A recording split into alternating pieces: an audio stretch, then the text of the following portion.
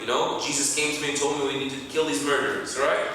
The guy who worships the cows is the same thing. What did my mother do for me? 2 years of milk, cow gave me milk my whole life.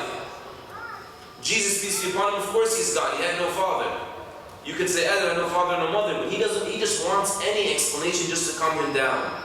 His father said, you probably put together a story, you entice yourself to this. Wal-'iyadhu billah. Why did he say that though? How did he know they were lying?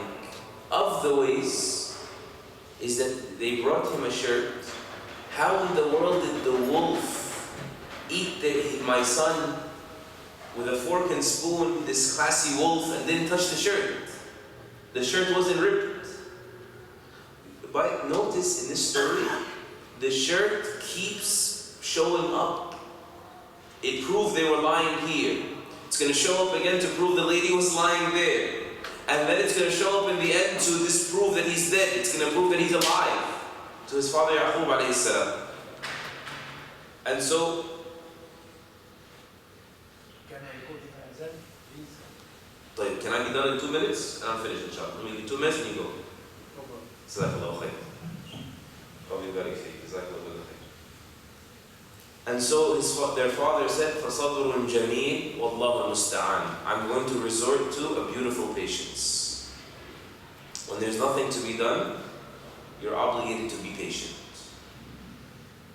So that you don't express any objection to the qadr of Allah by screaming and slapping your cheeks or ripping your clothes or any of these things that are done. You resort to Allah. A beautiful patience is a patience where a person, presses on their heart to be content, forces themselves to accept this, to choose the choice of Allah and push himself to do that. Wallahu al-musta'an, and Allah is the source of strength. This statement, Wallahu al-musta'an, is for those that say it with deep thought, a resource for the believer.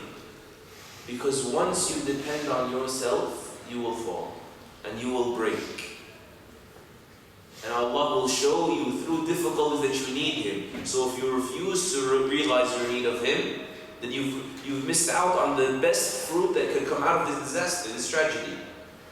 That's why Aisha radiallahu anha, when she was accused of adultery, she said, I find nothing to say but what the father of Yusuf said, Allahu al-Musta'an. When you want to get something done, like having this beautiful patience or otherwise, you resort to Allah. By the way, and I'll close with this, the statement, La hawla wa la quwwata illa billah.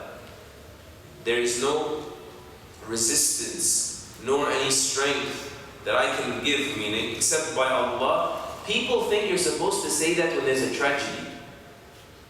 That's not true. That's inna lillahi wa inna ilayhi raji'un. When you want to get something done, you begin it by saying La hawla wa la quwwata illa billah. There's no resistance.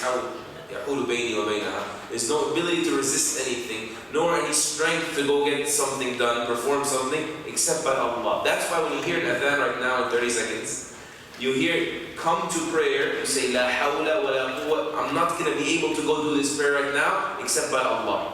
Right? That's the sunnah. When you hear Hayya al-falah, come succeed, you say, oh Allah, there is no way for me to succeed without you. La hawla wa la quwwata illa billah.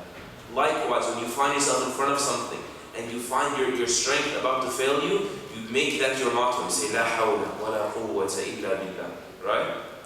Of course, when it first comes to you, when there's a tragedy, you say, Inna lillahi wa inna ilayhi raji'un. Right? And when you need to do something about it, and you find yourself, I can't get up and do it, get up in my heart or get up in my legs, say, La hawla wa la quwwata illa billah. And you can keep walking on that straight path to meet Allah Azza wa Jal. Wa sallallahu ala nabiyyina Muhammad wa ala alihi wa sahbihi ajma'in. Alhamdulillahi rabbil alamin. Jazakallahu khairan.